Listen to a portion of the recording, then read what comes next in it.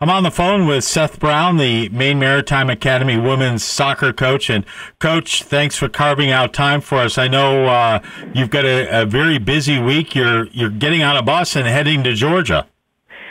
Yes, Chris, we do have a busy week. We're actually getting on a plane and heading to Georgia. Much better. Much better. Although sometimes it feels like it takes just as long to get somewhere on a plane as it does a bus. But we're heading down to Atlanta as a starting point. We're playing Piedmont College on Friday night and then Berry College on Sunday afternoon.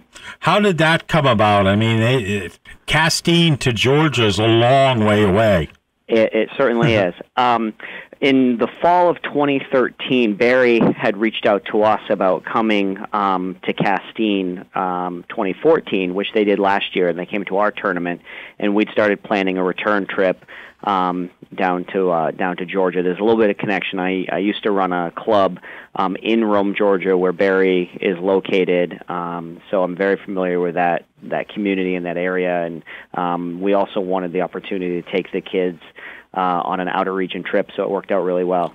I know a lot of them have been they're used to going on long bus rides. How many will this be a first plane trip for them?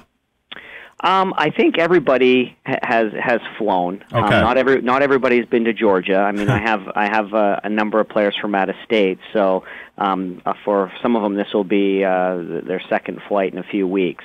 A couple things different on the trip is we're actually spending the night in the Georgia Aquarium. Oh, wow.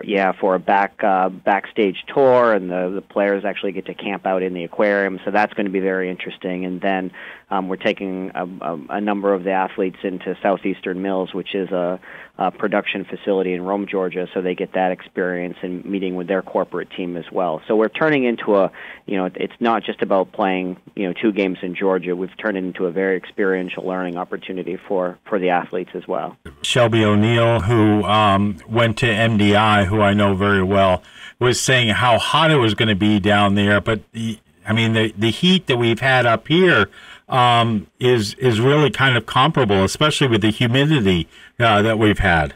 It has been. The good thing is we play Piedmont at 7 p.m. on Friday, so although the heat and potential humidity will be a factor, the sun won't necessarily be a factor. We do have a day of rest in between playing Barry. We have a 5 p.m. kickoff against Barry on Sunday, and you can't necessarily prepare for a southern humidity, but the heat we've had the last few weeks has definitely been, comparable to what we might see down there.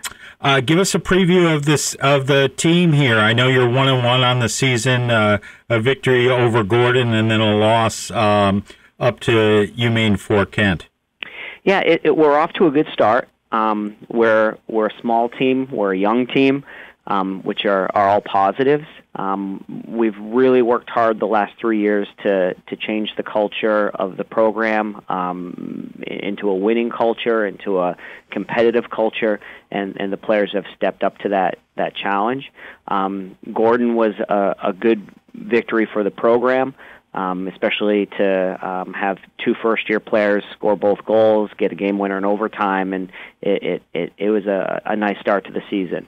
We knew going into playing Fort Kent what to expect from Fort Kent. Lucas does a great job with that program. He has a lot of players from a lot of different places, and we have a lot of respect for them. We went out and I thought we played well. I think they were a bit deeper and took advantage of their opportunities, but it was a good playoff type of a game for us to help prepare us for the conference. When you say you're a small team, you are. I mean, you've only got 16 girls on the roster. We do, and that's not always a bad thing. We know what we have. We know where we can use them. So from a tactical perspective, we can lay some things out, and everybody knows what their job is, how they need to perform their job, and there's not a lot of question day to day of what we're going to change. Some people may view that as a negative. Right now, we view that as a positive. The girls came in very fit. They came in determined. And I think this will be a good next step for our program from a season perspective.